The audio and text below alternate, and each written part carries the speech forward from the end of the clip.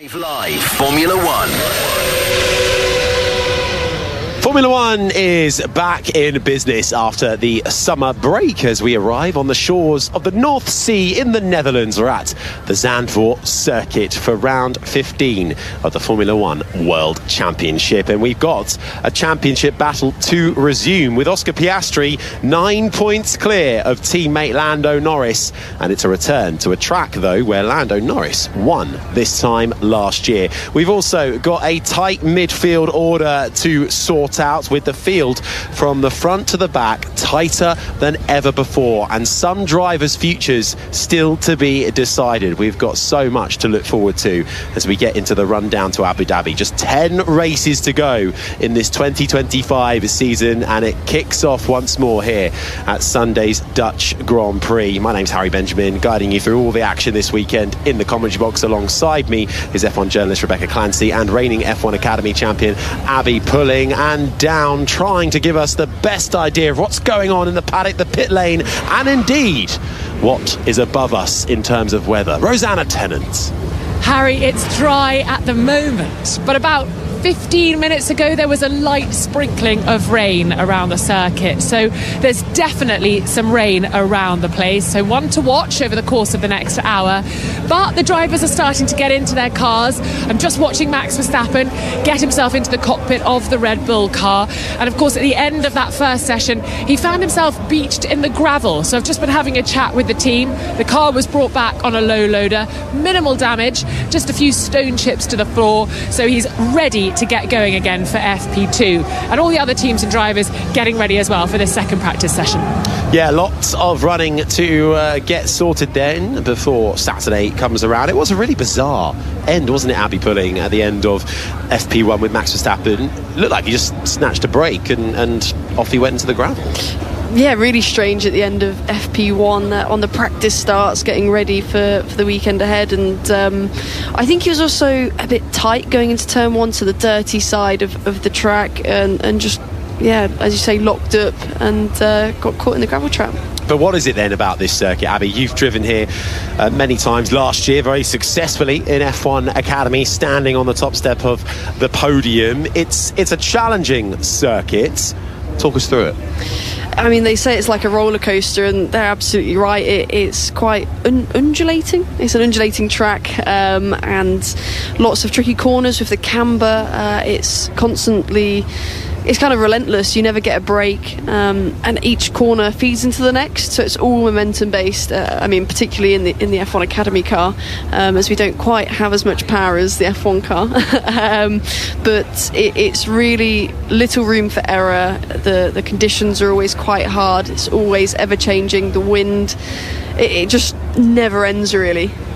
It never does, and it's about to get back underway in just a couple of minutes before the green light comes on at the end of the pit lane. It was Lando Norris and Oscar Piastri who ended FP1 as the fastest drivers, and Beck, it does feel like now, while we're enjoying a fierce fight between the two McLaren drivers, they really are home and away from the rest of the field. Oh, there's no one else in contention for this championship, is there? We really are looking at a new world champion come the end of the year, both fighting for their maiden title, both in the same team, with that extra bit of spice that it adds to it. Great from McLaren, Andrea Stella, team principal, letting them race, letting them get on with it. They're so far ahead in the constructors. I mean, they don't even really need to turn up for the rest of the season, and they'd be crowned Constructors Championship and all the lovely prize money that goes with that. So yeah, we have a fierce battle on our hands between these two, and I think now that we're at the business end of the season, we're going to really start to see the gloves come off. Oh, that's what we want. Gloves off, Rosanna. Are your gloves off? Yeah, they are off. It's not that cold. I have got my rain jacket on, no umbrella, because it's quite bright and it's quite warm, about 20-21 degrees, and we're just by the seaside, so the weather can change instantly. So I will keep you updated if anything changes. We had a few little spots during FP1, a little bit more rain in the gap between the two sessions, but at the moment, as things stand, it is dry, and we've got cars queuing in the pit lane waiting to get out. Oscar Piastri led his teammate Lando Norris out into the fast lane. Lots of cars eager to have another hour of practice to fine-tune their machinery. That noise there, Lewis Hamilton in the Ferrari, keen to get himself back up to speed and have a great final 10 races of this season. And the queue already busy to get out of the pit lane. The light goes green. Liam Lawson in the Racing Bulls is first out onto the circuit, followed by the fluoro green Sauber of Gabriel Bortoleto and his teammate Nico Hulkenberg, as the rest now all try and fire up and get out onto this 4.259 kilometre circuit. 14 turns, 10 that take you right, 4 that take you left. A high downforce track in the dunes right by the North Sea coastline. We're about 35 kilometres west of the capital, Amsterdam, and here at this circuit you experience an elevation change around 8.9 metres across the track. You've got some really challenging corners. You've got that start-finish straight that leads you into the right-hander of Tarzan, and then you're going back on yourself. Tight and twisty turn 2 that leads you to the left-hander of turn 3, Hugenholz. 19 degrees of banking that spits you out down the roller coaster ride. Right, left, then right again through 4, 5 and 6 before that leads you into the middle sector and a double right-hander through 7 and then 8, which again leads you through to turn 9 as you then flick back on yourself right, then back through 10 and the left. Short blast down towards the chicane of 11 and 12, where the smallest mistake leads to the gravel trap. And then it's just 2 more corners, 13 and Arie Luyendyk, the final corner, where there is another huge amount of banking, 18 degrees of it, that allows you to try and build up the power before you head back down the start finish straight. And that is a lap of this Zandvoort circuit. And Abby, I think we're going to get a bit of rain. Yeah, the weather radar was being shown not long ago, and there is a big cloud on its way. So I'd say, I mean, here we're getting told it'll be 14 minutes until the rain comes down. It'll be good practice for all the teams to get up to speed and understand the level of grip that's available. But yeah, I think some of the likes of Kimi Antonelli, who missed out on FP1 due to that mistake early on, he'd like some more dry laps. 16 cars out on the circuit, bar the 2 Red Bulls, Antonelli and Isaac Hadjar. Rosanna, we just had a graphic come up on the screen which said rain in about 14 minutes, but from where we're seeing, the clouds are looking ominous. It's come early. It's already raining in the pit lane. Very, very fine rain. But I've put my hood up, and as I look across the start-finish straight, we've got fans putting their ponchos on as well. A few rain jackets going on too. And one of the cameramen just went past me in the pit lane. He's got cling film all over his camera. So when in we're doubt, having to make do. Yeah, whatever you got, put it on right now. So yeah, it's going to be a bit wet, I think, for a little while, because the cloud cover's looking quite grey and ominous. I heard black bin bags are also quite good if you're lacking any kind of waterproof. You can fashion yourself a little black bin bag, and that will let the water bounce off. If you want to strip down the paddock in your black bin bag, you do that. No one uses fashion and bin bag in the same sentence, Harry. But you're not doing it for fashion purposes. You're doing it for practicality, Rebecca Clancy. I thought you were a stickler for practicalities. Well, that's why I'm clinging on so desperately to my milky cup of tea, because it's so cold in here. There's my practicality right now. I'm going to have to borrow Rosanna's gloves. We are underway, in case you weren't aware, and the rain starting to fall and perhaps to get more intense over the course of the next 15 minutes or so. 56 minutes and 9, 8, 7 seconds remaining of this session. Lando Norris fastest with a 1:12.6 on the medium tyre. Sainz on the hard tyre slots himself up into second with a 1:13.4. Hulkenberg, Stroll, Bortoleto, Piastri, Ocon and Lawson, the 8 drivers to set times. Our colleagues have just reminded me that you wore a brown suit in Miami, so perhaps you shouldn't be the one to lecture about fashion. I'm not lecturing, but can we all agree that was an incredible brown suit? I don't think Andrew Benson would agree with you, since he's the one that reminded us all. Oh, and Andrew Benson, I forgot, sorry, he's the oracle on fashion. Have you not seen his hats? If Andrew Benson wants to remind me of my fashion choices, he can do it on air and not be a coward. Anyway, we'll carry on. Kimi Antonelli is out on circuit. He's a man that's actually quite fashionable these days. Not, though, the start to the second half of the campaign, Abby, that Antonelli would have liked. Found himself beached in the gravel during FP1, and that was day done, as far as FP1 was concerned. Yeah, I mean, a lot of variable laps, especially around a circuit like this, which is unforgiving. You need as many laps as you can get around here to get up to pace, especially being a rookie. Wouldn't have done too much on this circuit. So, yeah, falling a bit victim of the gravel traps. But we're going on board with Fernando Alonso, who's setting up the timing screens. Yeah, so we think the significant rain will be in 12 minutes' time. That's what George Russell is being told on the radio. Rain significant and on the way as Alonso goes fastest. A 1:12.131 on the medium tyre. Perfect segue to 5 Live's race centre, where we can find BBC F1 correspondent Andrew Benson. I'm sure, Andrew, you packed your raincoat. I've got a coat, yes. I also have a sort of plastic sheet thing in my rucksack, and I may not be the world's greatest arbiter of fashion, Harry, but I know what style is when I see it. Oh, that's my favourite line on 5 Live commentary ever. I actually can't believe the heat I'm taking from Benson on a suit. This is shocking. Is that all you had to say, Andrew, or did you actually have anything sort of to add to the coverage? I stopped talking because Fernando Alonso was about to say something on the radio, and of course I had to listen to that, as Beck will know. I noticed he's fastest, by the way, Rebecca. He was calling Antonelli blind for being stuck behind him coming through the middle sector. That's what Alonso was complaining about, the traffic. Blinded by Benson's fashion choices. God, we're not even. We've got a long way to go, guys. 53 minutes of free practice 2 chat.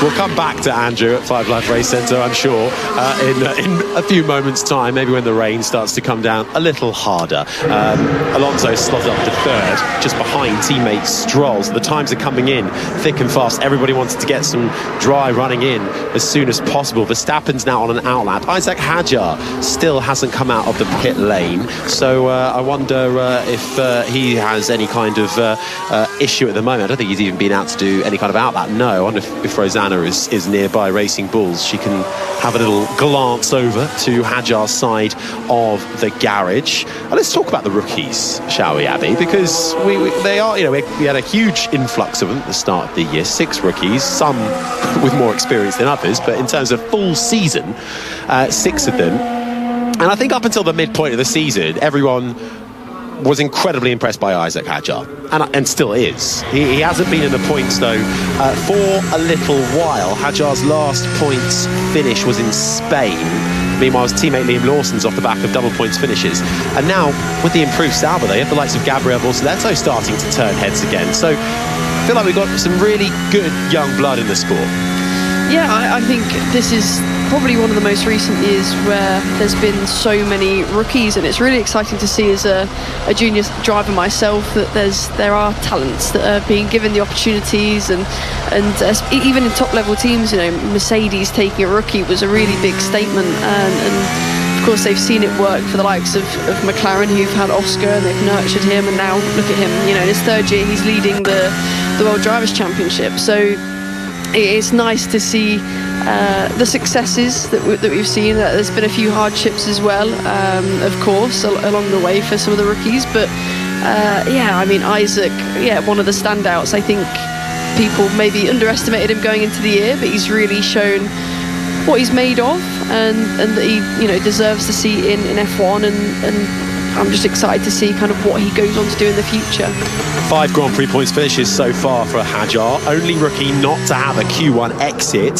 For Gabby Bortoleto, he's now got 3 Grand Prix points finishes. 3 times he's been in Q3. And actually, what's impressed me most, Beck, about Bortoleto is his qualifying compared to Nico Hülkenberg, who is no slouch over 1 lap. I mean, even if it's free practice, there should be something. He just doesn't care.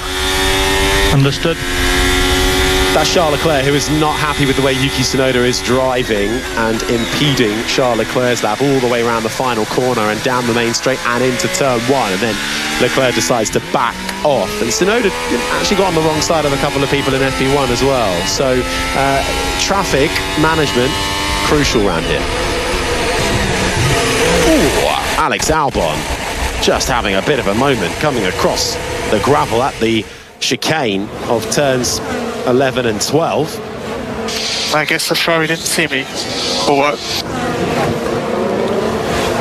So Albon having to take evasive action there, but skirted through the gravel and is back on his way and went back to the pit lane and is now out again. Coming back to the qualifying head-to-head, for Grand Prix qualifying head-to-heads, 8-6, Beck, in Bortoletto's favour, and he's winning in the sprint qualies as well.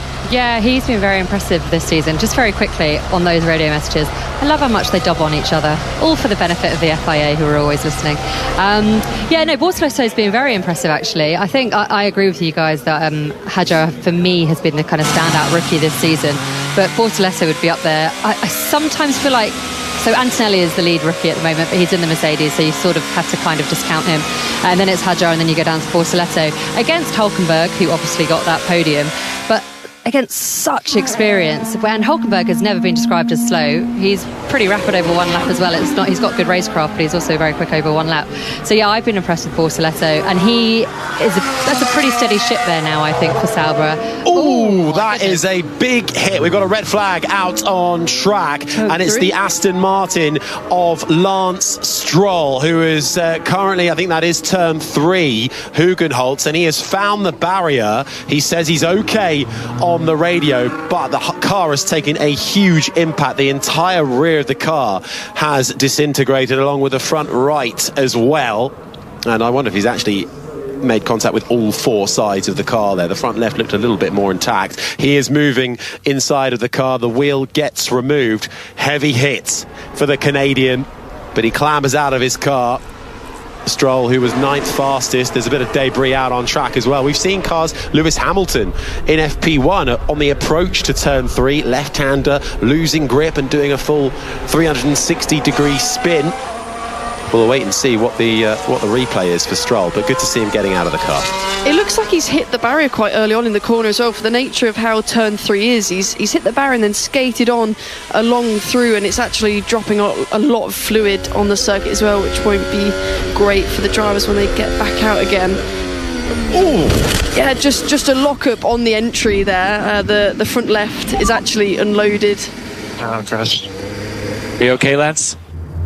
Yeah, I'm fine.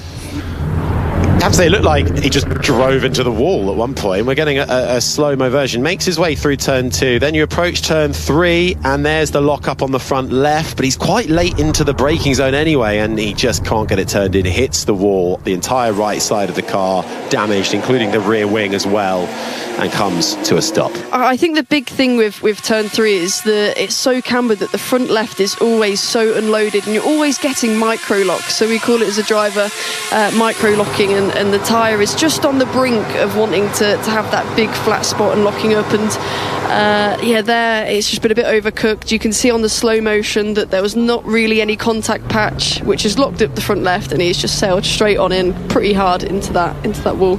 Red flag then, but in practice the clock continues to count down. 46 minutes and 43, 42, 41 seconds as Lance Stroll walks away and gets into the medical car to take him back to the pit lane, and the car already being craned away by the fantastic marshals doing some quick work. Rosanna.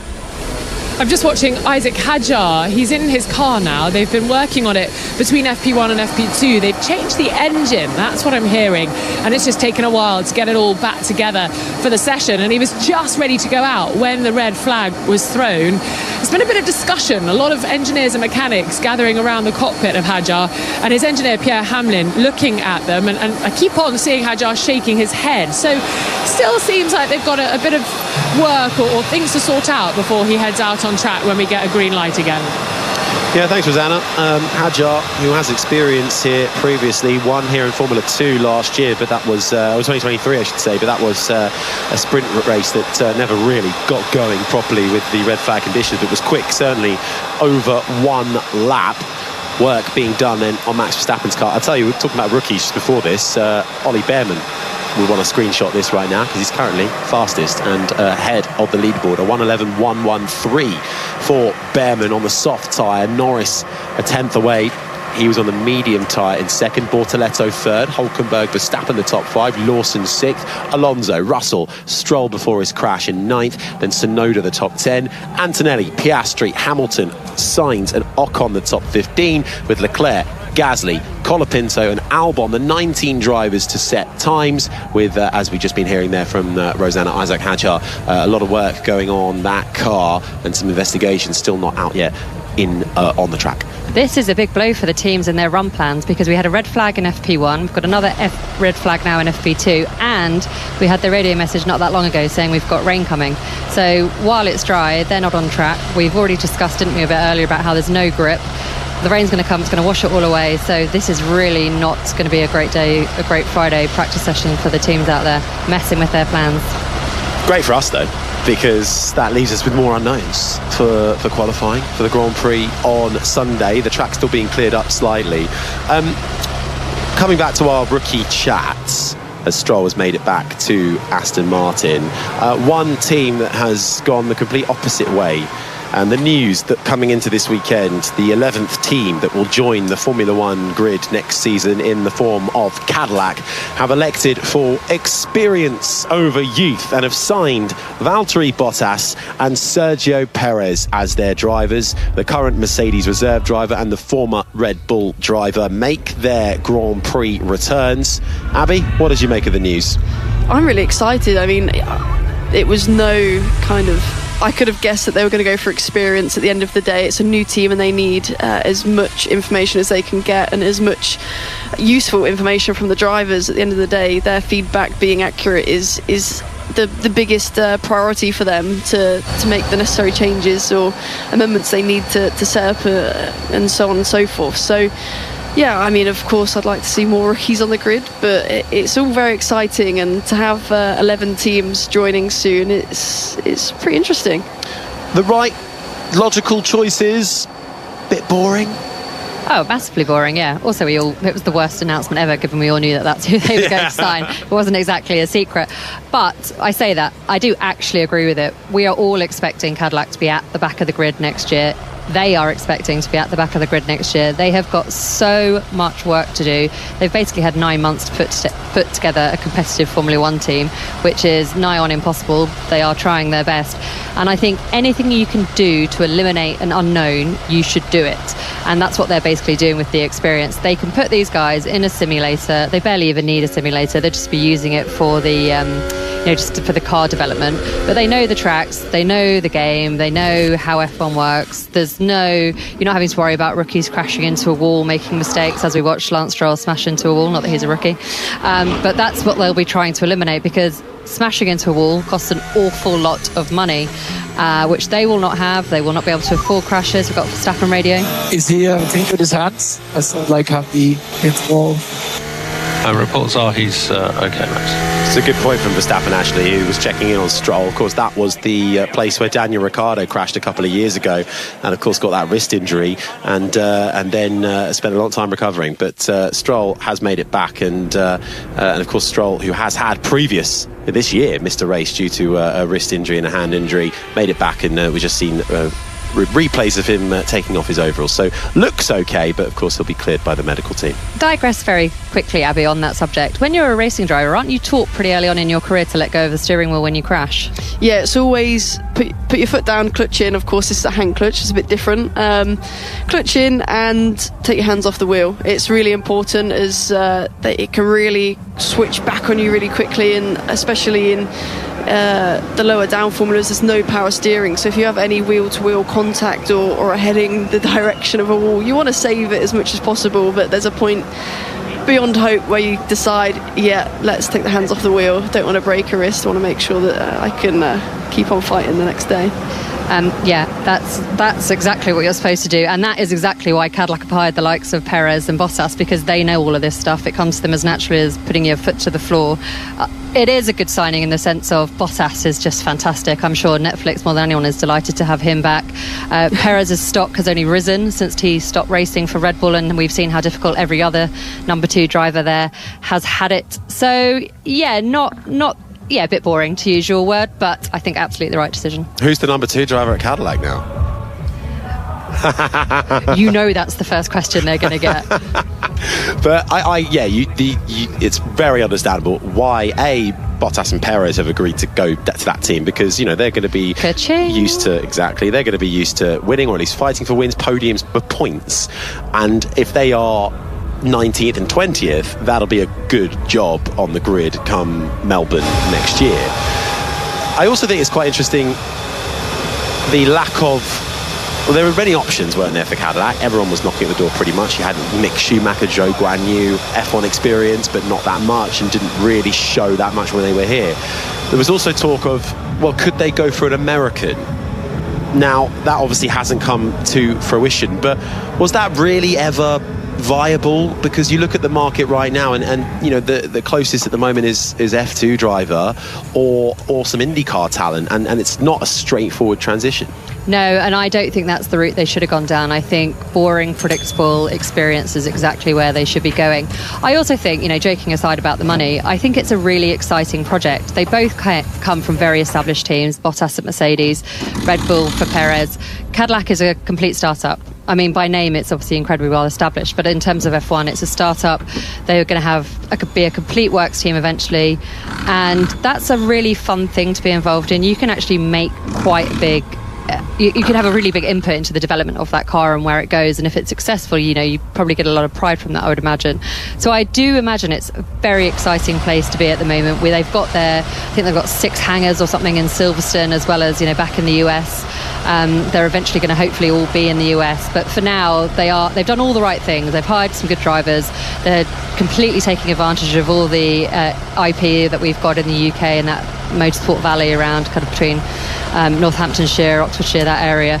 So they are doing all the right things, and I think also coming out and being quite open about the fact that we're going to be rubbish. Just give us a couple of seasons, please, could you? Thanks very much. Although a couple of rumblings about this Audi engine not being very good. That would be embarrassing if Cadillac beat Audi, but save that for another conversation. But it's a really exciting time for F1, as you say, Abby, with that 11th team joining the grid, and for having these 2 drivers back on the grid. They're really fun to have around. They, you know, for us in the media, they're great. They do great interviews. They generate headlines, and I think they'll be very good for morale within that team as well. Session back underway, by the way. Green light on at the end of the pit lane after Lance Stroll's crash. 37 minutes, 48, 47. 46 seconds remain. Also, I found telling, I think Bottas came out with these quotes. Another clincher, as well as the ka-ching, was the longevity of the next few years of the career, because they're not just signing a 1-year deal, we believe, although I don't think that's been made explicitly public. A couple of seasons, we think, at the bare minimum, to get up and running.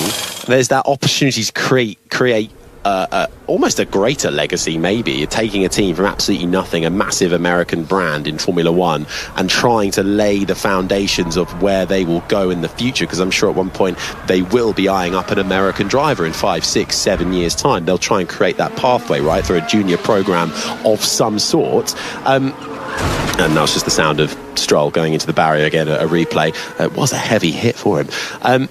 But also, you know, Cadillac are a big sports car brand as well. It gives them options for when they do eventually retire. You know, surely Perez and Bottas, if they're not done racing yet, they'll go off, do World Endurance Championship with Cadillac or something like that, the 24 Hours of Le Mans. It gives them options, similar, I suppose, to why Nico Hülkenberg signed with Audi. Yeah, I guess so. I mean, they're both in their mid-30s. They both don't know how many contracts they've got left in them. They both want to be racers. That's literally why they do what they do. And when they finish in F1, they want to carry on racing. We see it so often, don't we? You leave F1, but that's not the end of a racing career. So I think the longevity was really important. And just on a side note, I don't ever remember a time where we didn't know the length of contracts, and now everything is multi-year. Or is it multi-year? What does it mean? 1 + 1, 1 + 2. Yeah, and you're forever guessing, and then you find out, and they're like, well, we're not going to correct you. Well, the thing is, I suppose at the end of the day, no contract is really worth it, because everyone could be bought out in some way or another. Not worth the paper they're written on, as they say. Quite right. But either way, Bottas and Perez back on the grid in 2026, both with different points to prove as well, but an exciting challenge nonetheless. Do you reckon they'll talk about that 21 season where they were both the number 2 drivers and both played incredibly important roles? I want to be a fly on the wall for that one. The Minister of Defence and the flying... No, was he the flying Finn? Was that? He was the wingman, wasn't he? That's what Toto Wolff called him. He didn't like that. No, but Lewis Hamilton described him as his best teammate ever. So Verstappen was gutted when Perez left. He actually fought for Perez to stay. Yeah. So that says a lot about both of them. They're very successful teammates, have loved working with them. And Perez, talking about Hamilton in FP1 struggling with the car, with the ground effect era perhaps, Perez might be one as well that will perform better. I have no power. Top the car on track. That's Isaac Hadjar. We heard that he had a few issues. His helmet was off still when the green light came back on. Back out onto the track though, and he's been told to pull off the circuit. And he's just on the entry of turn 8. And he's had to pull off. The yellow flag is out, and that's become a virtual safety car. He's quite well off the racing line, but just sort of parked up right on the edge of the track. Down outside Racing Bulls is Rosanna Tennant. And Harry, it took quite a while for Isaac Hadjar to be ready to go out. I know we had the red flag, but the team were busy plugging and unplugging his... That's it, retire. Confirmed. So that was Pierre Hamlin, his race engineer, saying confirm there. And it was Pierre Hamlin that Isaac Hadjar was talking to while he was sitting in the car, trying to work out what was going wrong. So they're plugging and unplugging the cables. So I was assuming it was a radio issue, but they did change the engine during I nearly said the summer break, during the lunch break. So there's potentially a few issues at play here. But Pierre Hamlin was also having a little wiggle with some of the buttons on his sort of talk-back panel. So maybe it's a communications issue. Sounds like it could be a car issue. A few things to clear up down at Racing Bulls. Certainly are. Hadjar though is out of the car, removes his hand device, and is now just with the marshals, who will try and get to work and remove that Racing Bulls as quickly as possible. Already they are on the case. Virtual safety car is out, so everybody is must slow down and follow the time delta that appears on their dash as it gets wheeled into the runoff area. It is quite hilly though, so they just need a third marshal to come along and help with the back wheel, and shouldn't be too long before we get back underway. 32 minutes and 58, 57, 56 seconds remain. Behrman still quickest, then it's Norris, Bortoleto the top 3 with Hülkenberg and Verstappen in 5th. Lawson, Alonso, Russell and Stroll now out of this session. He's 9th, Tsunoda 10th, Kimi Antonelli is 11th, Piastri, Hamilton, Sainz, Ocon, Leclerc in 16th with Gasly, Colapinto, Albon and Isaac Hadjar now out of this session. Didn't even put a lap on the board for Hadjar. So some work to do overnight then for Racing Bulls on that side of the garage as Verstappen comes back into the pits. I'm still waiting on this rain. It's a very good point you make, Abby. Rosanna, stick your hand out in the pit lane and tell us who is raining. Bit of torrential rain. We're not quite seeing it where we are.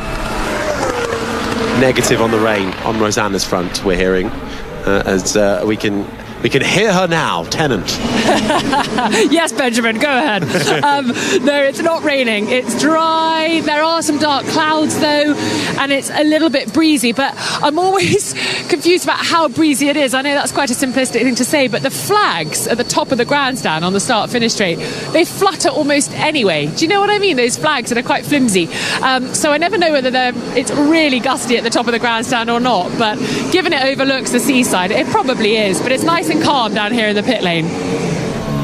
Thank you, Rosanna. Nice and calm. We just saw a replay of Hadjar watching the marshals removing his car and Hadjar giving them an absolute death stare. I'm sure he didn't mean it, but he didn't particularly smiley. He was not a happy cookie. Can't blame him. But not happy to be out of this session as the discussions and the debrief now arises down at Racing Bulls. Still virtual safety car deployed out there until we get this track fully clear. So just halting proceedings ever so slightly. Now, I just want to focus a little bit, because we haven't actually seen much of them yet, but we were talking about rookies earlier. Franco Colapinto, Abby, he's struggling, and we're coming up to a year since he came onto the scene in Monza with Williams when he replaced Logan Sargent, and he impressed some people. Lost a little bit towards the end, has been given this lifeline in place of Jack Doohan, but right now it's just not going Colapinto's way. It must be so difficult when you've got a lot of hype around you, and then the car is clearly not the best car, but it's not the worst car either. I mean, yeah, last year when he jumped onto the scene and replaced Logan Sargent, actually after the Dutch Grand Prix, he was the hot new topic, got great results. His outright pace compared to his teammate was really good. Yeah, there's a few crashes towards the end, but there was no denying that he was fast. Whereas I feel like this year we've not seen that same Franco. He's jumped in again kind of mid-season, and he's struggling with the Alpine, which is sad to see, because I always like to see rookies excelling, but also I think it's made to look worse than it is to an extent, because I think Pierre is outperforming the car. I do think Pierre is doing a really great job, although in this session they're running 17th and 18th. I think that Pierre has and is known for bringing a car above where it should be. It'll be Pierre Gasly's 60th Grand Prix start for Alpine this weekend. 4 Grand Prix points finishes so far. He has been able to get that car into the points, and at times look pretty quick. But I suppose the other side of it is Colapinto has been brought in to be quicker than the person before him, and that doesn't look like there's much in it, and I don't think Doohan was given enough chance to show what he really had. But equally, you've got the bosses. Well, they've come and gone in the last few months at Alpine, but you've got Flavio Briatore as a constant waiting and watching, and he is not one to really wait around and be patient with somebody. No, nor mince his words, and I sincerely hope Colapinto was not watching the team principal press conference earlier today, which takes place between FP1 and FP2, because Briatore did not hold back. He said, "I've seen everything already, I don't need to see any more." I think for this driver, meaning Colapinto, it is very difficult to cope with this car. They're very heavy, and he's for a very young driver. Maybe it was not the right timing to have Franco in Formula One. Maybe he needs another year. I'm not happy with the result.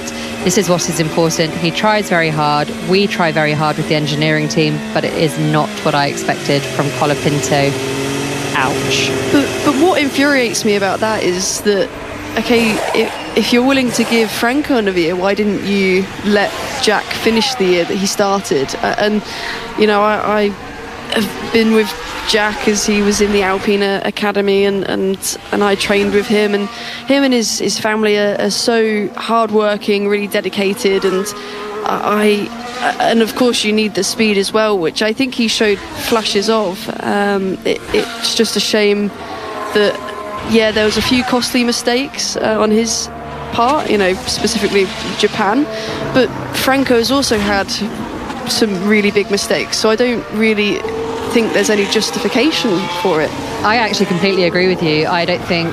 spin for Hamilton once more, and manages to save it. Flat spots the tyres in doing so. That's approaching, I believe it's turn 8 into turn 9, that Hamilton has found himself into a spin. Now comes out of 10 and heads towards the chicane.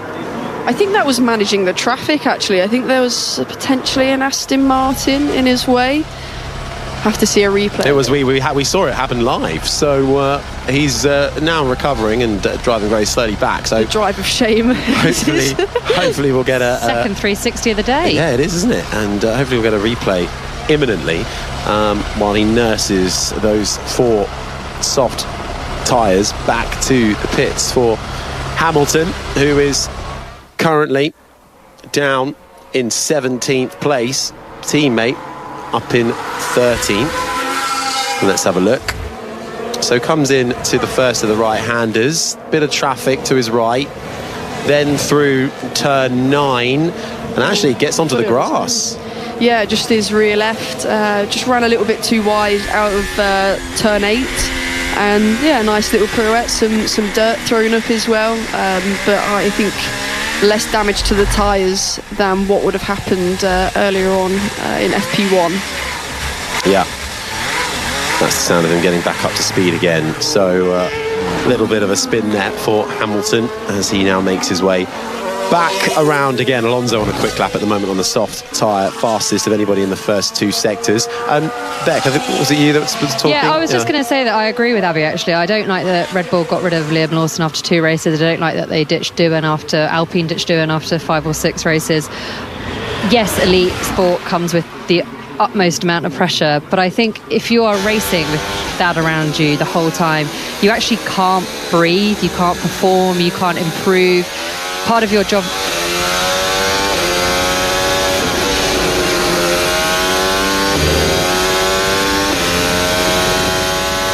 Yeah, less than half an hour to go. We've already had a red flag, so the session was stopped briefly after a big crash for the Aston Martin driver Lance Stroll. He walked away, though, the car not in such good shape. At the moment, though, the fastest time goes to the other Aston Martin car, Fernando Alonso. As I say that, he's just been pipped by the man who was fastest this morning, Lando Norris, who is 9 points behind in the championship to his teammate Oscar Piastri, as we restart the second half of the 2025 campaign this Sunday for the Dutch Grand Prix. How rude, Beck. Right, I'm going to finish this point. Come on, really finish it. Quickly, it's going to be really good. Really quickly. Within Formula One, within motorsport, Abby will know this much better than me. You've got to be pushing the limits constantly, because that's how you improve. In practice, you're probably over the white lines a lot of the time. You're seeing, how far you can push it. Within that, as a rookie, you make mistakes. If you're not given time to do this, to learn, to improve, then kind of what's the point in trusting in a rookie? It's a very expensive gamble that you're not really investing in these drivers. And also, I think as a rookie, you need a really good environment around you to perform, and just that alone, Liam being only given 2 races, the environment clearly was negative. They weren't valuing him enough and giving him that time, and the same with Jack. Like they needed a bit more patience, I think.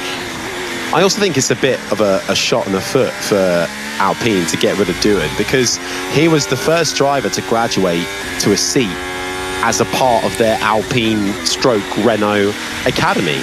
What does that say when you give a driver who comes from top-tier racing pedigree? His father, Mick Doohan, is a motorcycle legend, a multiple champion of the game, and Jack Doohan is absolutely no slouch. But to get rid of him as soon as they did just shows, well, all the money that they put into him, all the TPC testing. What was all that for? It was your own money. You were investing in this kid, and you didn't give him the full chance. So it's tricky. But it shouldn't have been Doohan, should it? Oscar Piastri was supposed to come through the young driver here program. We go. No, but seriously, no, you're right. It all goes back to that, really. It all goes back to that, and one of the most bonkers 24 hours that I think I've ever known in Formula One, where they managed to lose double world champion Fernando Alonso, and then one of the most promising rookies we've had in a long time in Oscar Piastri within 24 hours.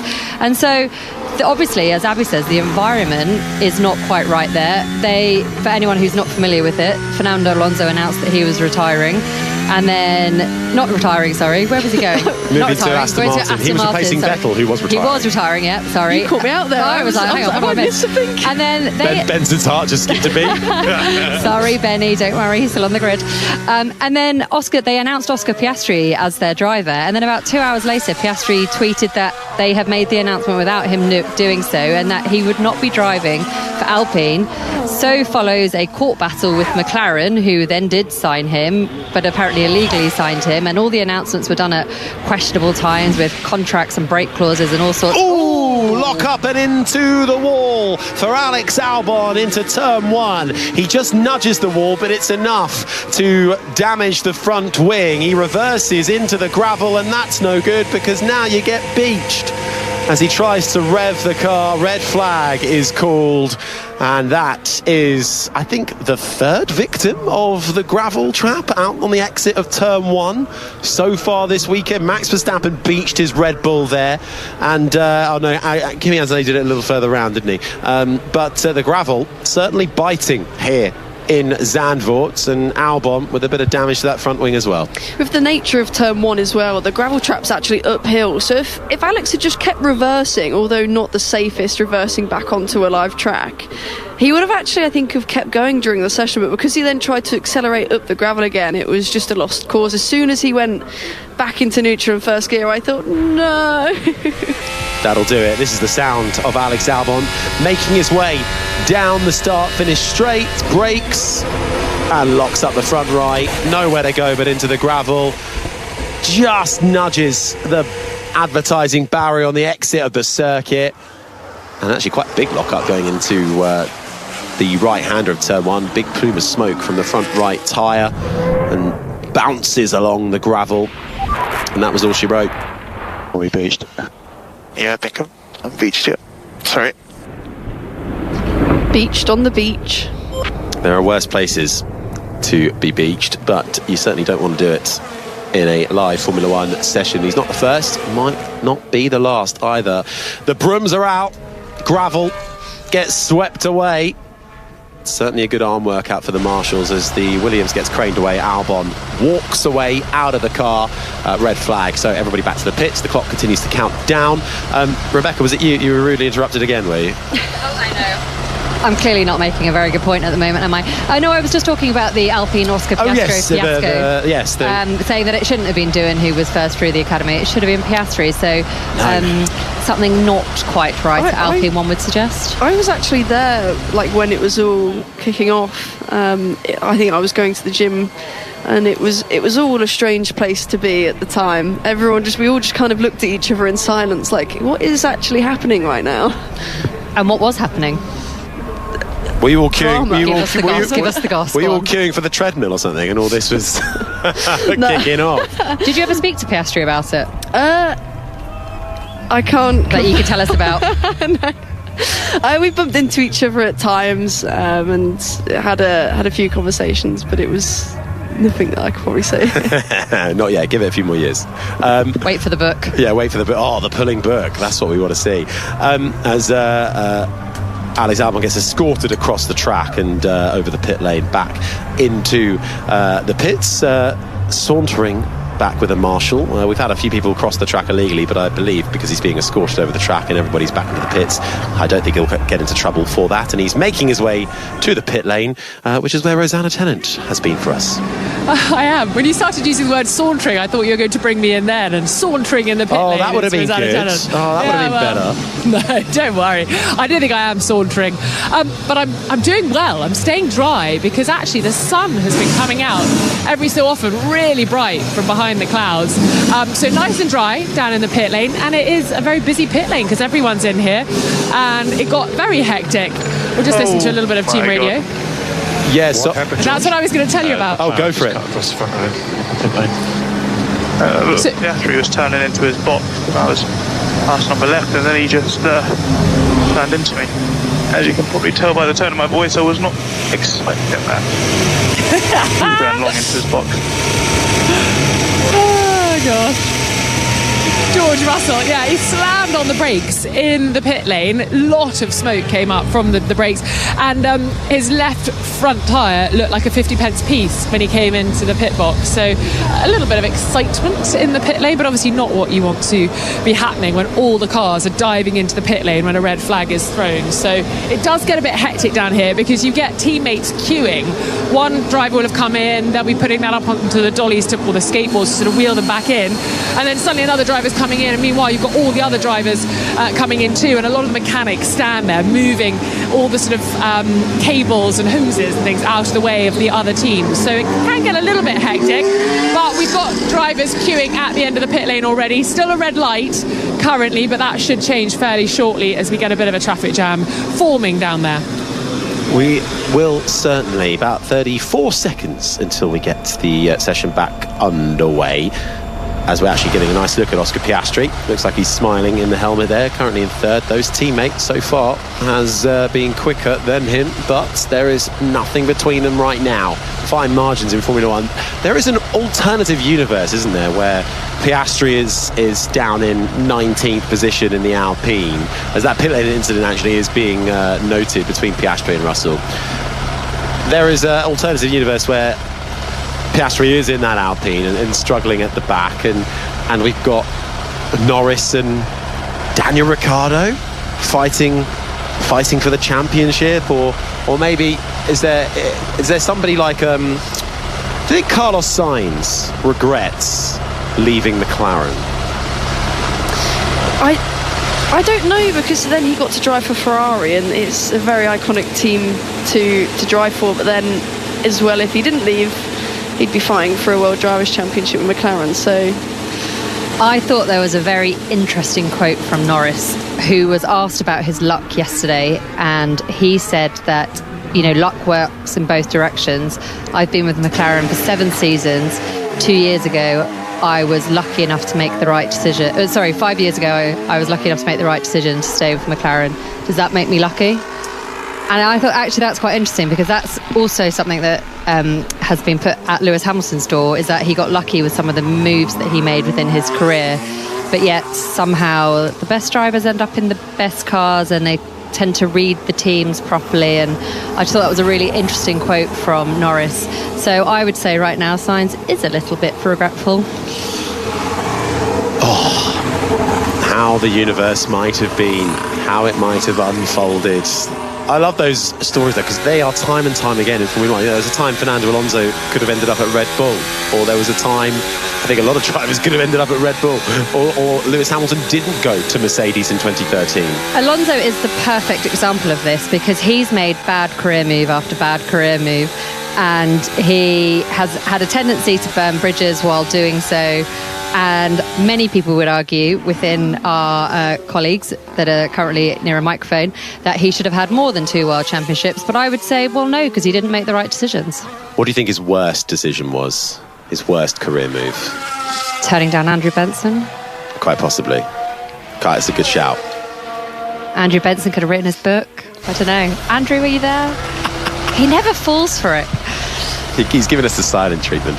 He is. I can hear his grin from here. I'm glad I'm not sat near him right now, I can say that. No, but I think we can hear the dulcet tones of BBC F1 correspondent Andrew Benson in 5 Live's Race Centre. What an alternative universe it could have been, Andrew. Do you want me to answer, or do you want me to do race simulation runs? Can you do both? I probably can just about get it. Yeah, I mean, I don't know what to say. Beck's right. If he'd gone to Red Bull at the end of 2007, he'd be a 7-time world champion. But then if 2 Lotus drivers hadn't run into him at the start of 2 separate races in 2012, he'd be a 3-time world champion, or a 3-time world champion, and he'd be a hero in Italy, having won a championship with Ferrari. So it's not all on him, is it, that one? No, that's true. Okay, well, look, we've done this all the wrong way, because I'm not supposed to do it, so I'm gonna be quiet. Andrew, don't say anything yet. Rebecca.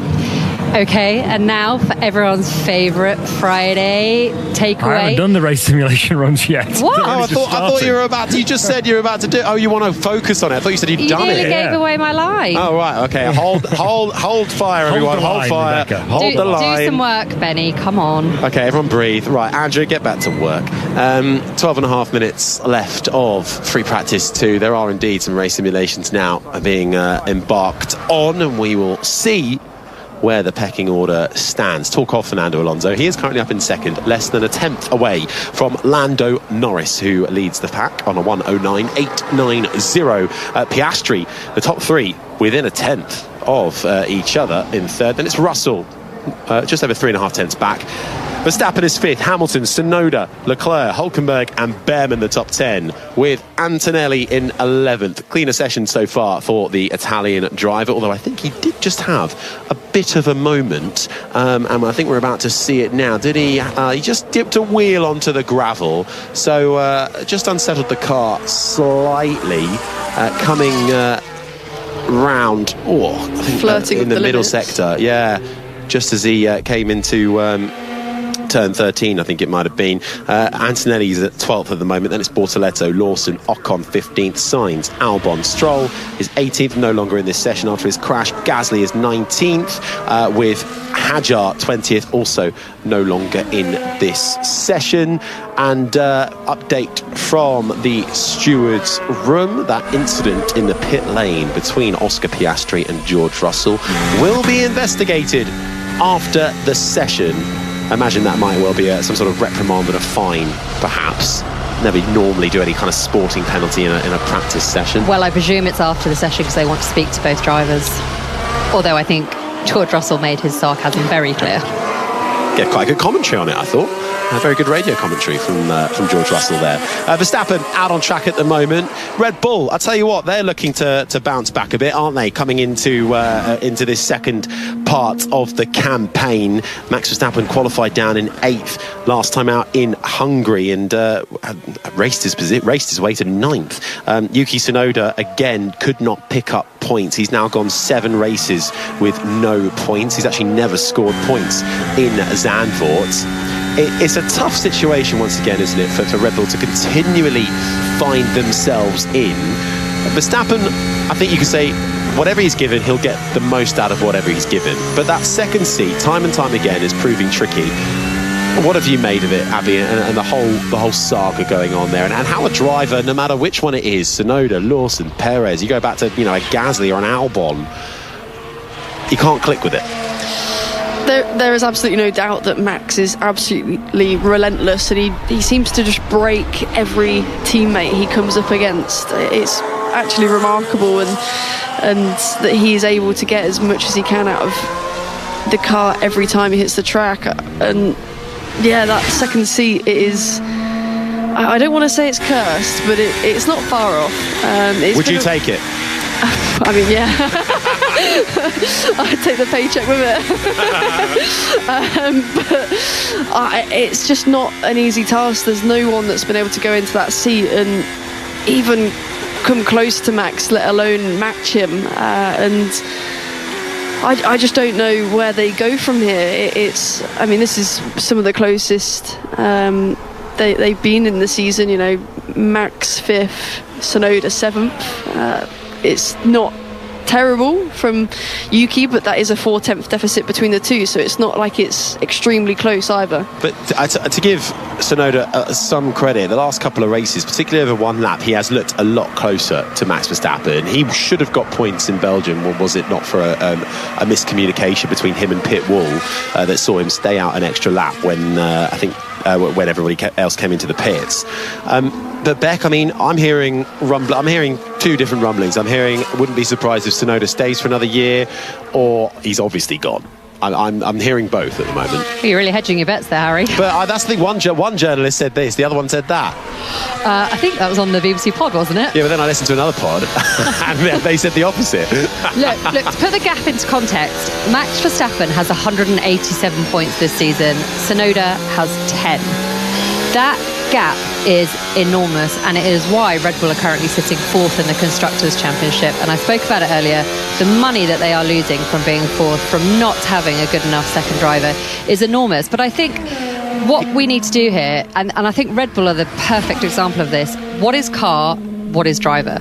Because Verstappen is an out-of-this-world generational talent, probably one of the best there's ever been. He is just utterly brilliant at what he does.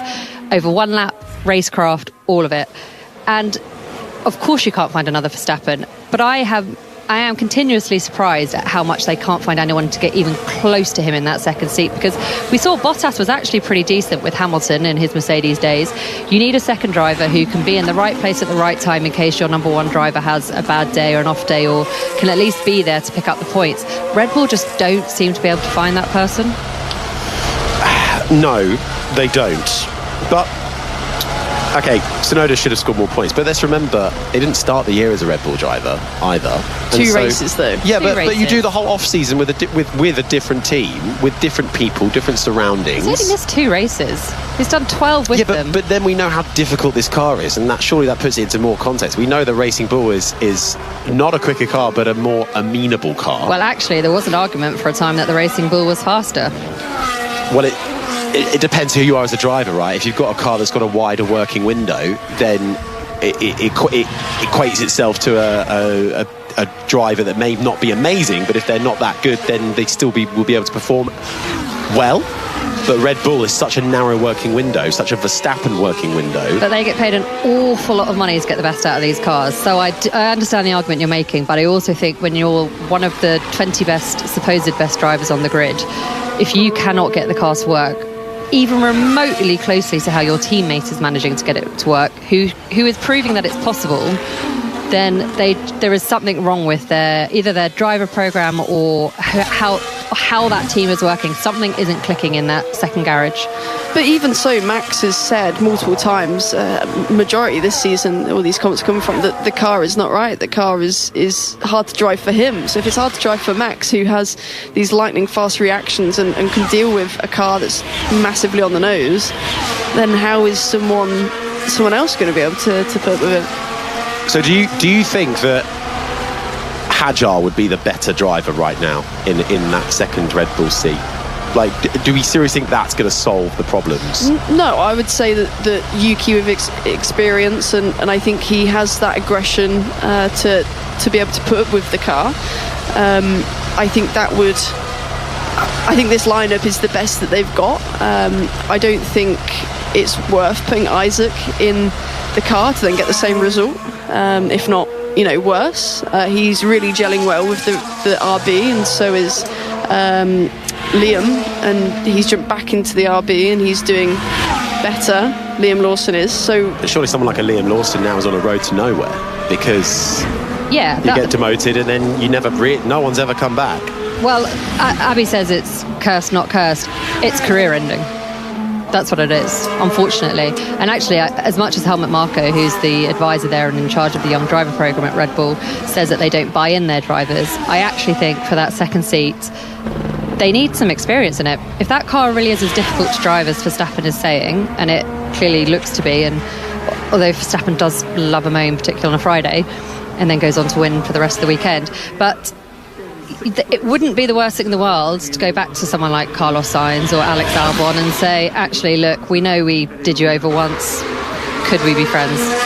They've had experience in it, though. Sergio was very experienced, and he still didn't get in the Drivers' Championship anywhere close. Perez is overrated. Ooh, that's a statement. You can't drop that with 3 minutes and 45 seconds to go. Rebecca Clancy. That'll be a good one. Well, you and Cadillac, they're not singing from the same hymn sheet on that one. I'm not getting invited to the season launch, am I? Right, we've only I really like Bottas. Definitely not getting. We'll do a special podcast where Rebecca just goes through all the I'm not getting a Cadillac for my social media. No. Less than 3.5 minutes remaining, so rapidly getting towards the end of this practice session. Rosanna, what's the update from where you are? I love how honest Beck's just been about Perez. I almost agree, and he's very good at blaming the team, wasn't he, rather than himself, soul searching. So I wonder how that'll go down at Cadillac. I've always loved you, Rosanna. to be at the back of the grid. There'll be a lot of finger pointing at the team, knowing Perez. We've had a little bit of rain again, Harry, and I'm just so confused. I looked up and there was blue sky above me, and yet there were raindrops falling. So miracles are happening down here in the paddock and the pit lane. But I think we've sort of got away with it again. There are some dark clouds looming over the seaside and a bit further off towards the last corner, but it seems like we have a predominantly dry session now as we come into that very final part of it. But the McLaren team are just getting ready around me. I think they're going to do a practice pit stop, it looks like, so I'm going to stand here and enjoy that. They might need to do that this weekend. We could have 2 pit stops, Harry, rather than just the one. Well, I'll tell you what, Rosanna, here is what you can enjoy. Everybody's favourite Friday takeaway from the only paying member of the Fernando Alonso fan club. It is Long Run Corner with Andrew Benson. And it can go the distance, we'll find out in the long run. Rebecca, I love you so much. I'm as confused as Rosanna after these long runs. We've got Norris looking very impressive again in the McLaren, obviously. It's a confusing picture because they're all running different sets of tyres, the teams, but Piastri in the other McLaren is running the same medium tyres as Norris, but he's been sort of 6 or 7 tenths on average slower than Norris, and that can't be the real pace difference between them. As they get towards the end of the runs, Piastri's times do get quicker and they become more in the same region as Norris's, but he's still a couple of tenths off, just as he was this morning. So it does look like Norris is in better shape at the moment after the first day of practice. On the hard tyre, Hamilton and Russell looking quite evenly matched, with Russell maybe a little bit quicker, but only by about a tenth. And shall I tell you who's just done a really quick lap on the medium tyre? Only one lap on his race run, Fernando Alonso, in the same sort of pace region, believe it or not, as Lando Norris was in his first laps. So I don't know what that says either. Well, none of us know what any of it really means until we get to qualifying. And indeed, Grand Prix Sunday. Alonso, though, well, he was on the podium here, wasn't he, back in 2023? Finished second. Last year, qualified 7th, raced his way to 10th. So that is how the state of play is. But still a lot of unknowns to be figured out as we head overnight into Saturday, with more mixed conditions expected as well. And just a few seconds remaining then, but Lando Norris certainly looking quick at the front, but nothing separating the top three on the soft tyre. Less than a tenth between Norris, Alonso and Piastri. Piastri going around for one final run on that soft tyre.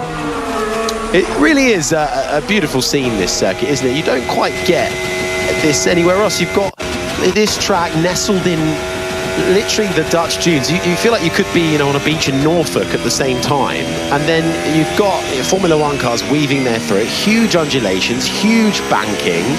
With Amsterdam only 35 kilometres away from here, I really like Zandvoort. I'm actually going to miss it. It's got one more year.